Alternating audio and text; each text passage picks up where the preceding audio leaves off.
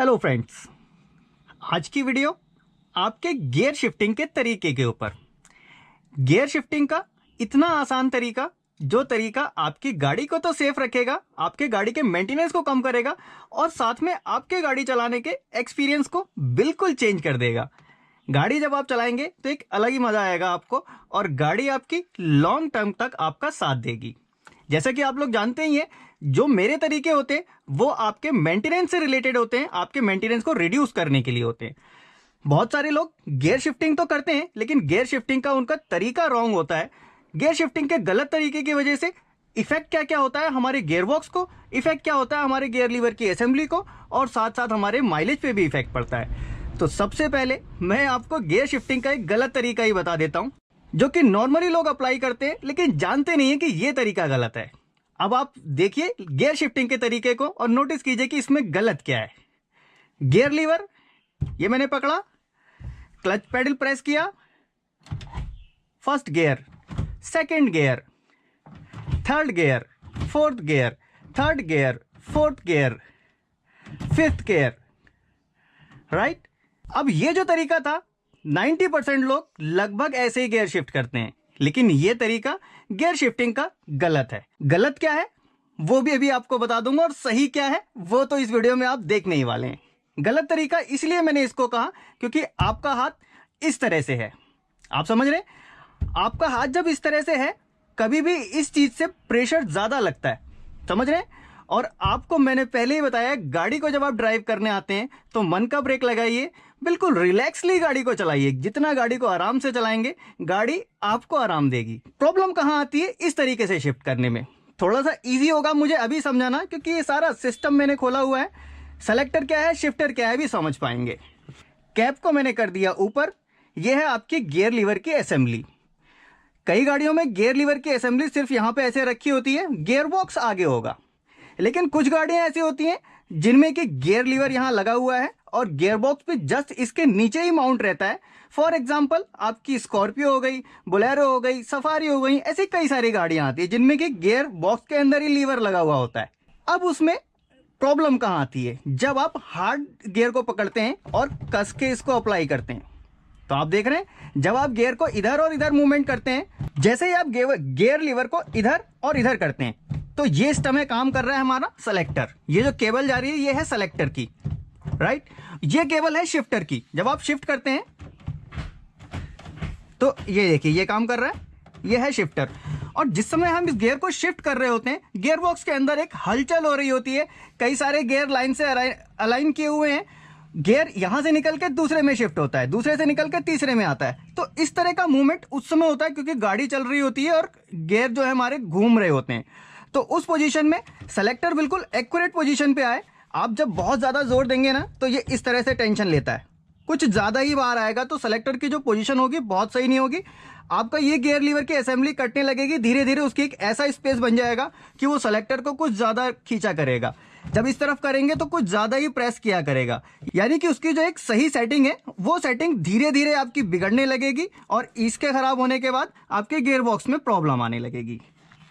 इसको कर दिया हमने नीचे। तो ये तक गियर लगाने का गलत तरीका जो 90% लोग अप्लाई करते हैं। जब तक आपको मालूम नहीं है, कोई इन चीजों को बताता नहीं है, तो फिर होता है ऐसा, सबसे होता है। तो देखिए गाड़ी को ड्राइव करना, फन के लिए ड्राइव करना और प्रोफेशनली ड्राइव करना बहुत डिफरेंस होता है। फन के लिए जो लोग ड्राइव करते हैं वो इतना ध्यान नहीं दे पाते, लेकिन मैंने कार को प्रोफेशनली ड्राइव किया है तो हम लोग गाड़ियों को एक प्रोफेशनली नजर से देखते हैं, गाड़ी को एक मेंबर की तरह समझते हैं, फैमिली मेंबर की तरह। तो उसका जितना हो सकता है उतना ख्याल रखते हैं। वो वही सारी चीजें मैं आपके साथ भी शेयर करने की कोशिश कर रहा हूं। तो देखिए सही तरीका क्या है जो मैं अप्लाई करता हूं। बहुत आराम से तरीके से गियर लीवर को, बहुत ज्यादा ताकत की जरूरत नहीं है, ज्यादा ताकत ना लगानी पड़े इसके लिए हमको ये ग्रिप नहीं करना है, हमको पाम का यूज करना है, समझ रहे हैं। ये कैसे, क्लच पेडल दबाया, ये किया मैंने सेलेक्ट। कैसे सेलेक्ट कर रहा हूं, ये जा ना कि ये सेलेक्ट किया और ये फर्स्ट गियर। देन सेकंड निकालने के लिए न्यूट्रल पोजीशन पे आया। गियर आप एक बार देखिएगा, कोई भी गियर आप निकालते हैं तो गियर ऑटोमेटिकली न्यूट्रल पोजीशन पे जाता है। भले आप फिफ्थ गियर को निकालें या फिर सिक्स गियर को निकालें, गियर की पोजीशन न्यूट्रल होती है। और ये बनाई होती है ये इस असेंबली में भी और जो गियर बॉक्स में के अंदर लीवर फिट होता है उसमें भी।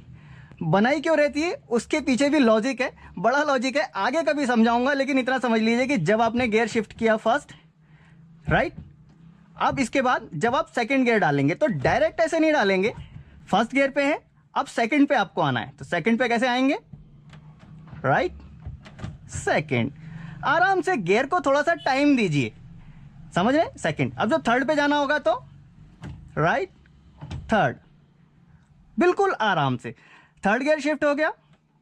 फोर्थ के लिए आए तो यानी बीच का स्टॉपेज जरूरी है, बीच में आपको स्टॉपेज लेना है। और साथ साथ एक चीज जो खास ध्यान रखने की है, जब आप क्लच पैडल प्रेस करते हैं गियर को शिफ्ट करते समय, सपोज मैं यहां पे था सेकंड गियर में, सेकंड से थर्ड में जब मैं जाने की कोशिश करता हूं, क्लच प्रेस किया मैंने और मेरी गाड़ी चल रही है, एक्सीलेटर पे भी मेरा पैर है, तो जैसे ही मैं ये एक्सीलेटर पे गाड़ी चल रही है, पेडल दबा हुआ है, सेकंड पे आप क्या करते हैं, हाईएस्ट स्पीड पे जाते हैं, फिर थर्ड पे आते हैं, राइट।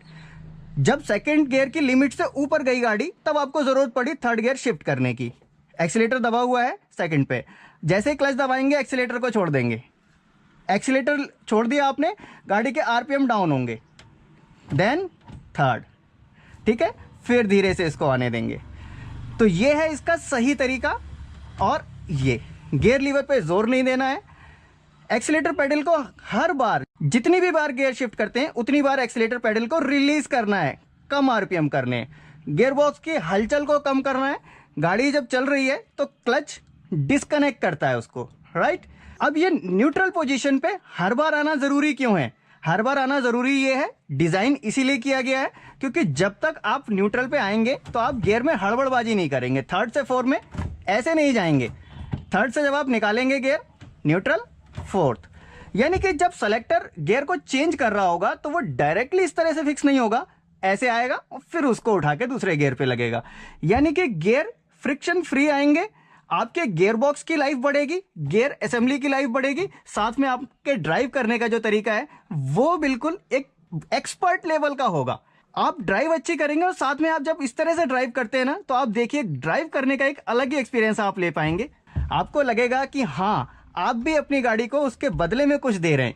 ये वीडियो फिलहाल अच्छी लगी हो तो लाइक जरूर कीजिएगा, मन में कोई सवाल हो या फिर कुछ ऐसा आपको लगता है कि मुझसे भूल चूक हो रही है तो वो भी नीचे कमेंट बॉक्स में लिख सकते हैं या फिर इंस्टाग्राम पे भी मुझे फॉलो कर सकते हैं। मिलूंगा नेक्स्ट वीडियो में ऐसे ही किसी इंटरेस्टिंग टॉपिक के साथ। Thanks for watching.